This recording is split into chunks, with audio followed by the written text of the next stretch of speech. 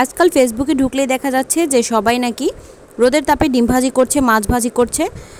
সে জিনিসটা আমার কাছে একটু অদ্ভুত লাগলেও আজকে চলে গেলাম সেই জিনিসটা সরাসরি ট্রাই করতে। সেজন্য এরকম একটা পাতলা স্টিলের প্লেট আমি সকাল 10টা থেকে 1:30 পর্যন্ত সরাসরি সূর্যের তাপে রেখে গিয়েছিলাম।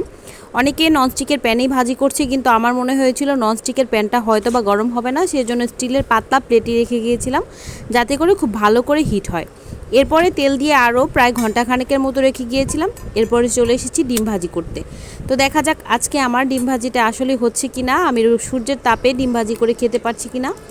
ডিমটা দিয়ে আমি প্রায় 10 থেকে 15 মিনিটের মতো এরকম করেই সূর্যের তাপে রেখে দিয়েছিলাম। আসলে আমরা সবাই এত বেশি ট্রেন্ডের পিছনে পড়ে গিয়েছি যে কোনো একটা কিছু ট্রেন্ড হলে সেটা সত্যি হোক বা ফেক হোক, সেটা কিন্তু আমরা দেখতে খুব বেশি পছন্দ করি। জানা সত্ত্বেও যে এটা ভুল বা এটা মিথ্যা, তারপরেও কিন্তু আমরা সেই জিনিসটাই দেখছি। দেখতেই পাচ্ছেন আমি এতক্ষণ রাখার পরেও আমার ডিমের অবস্থা একটু পরিবর্তন হলো না, ঠিক যেমনকার তেমনই হয়ে রয়েছে। তার মানে বড় বড় কন্টেন্ট ক্রিয়েটাররা আমাদের ধরে ধরে গাধা বানাচ্ছে, আর আমরাও গাধা হচ্ছি।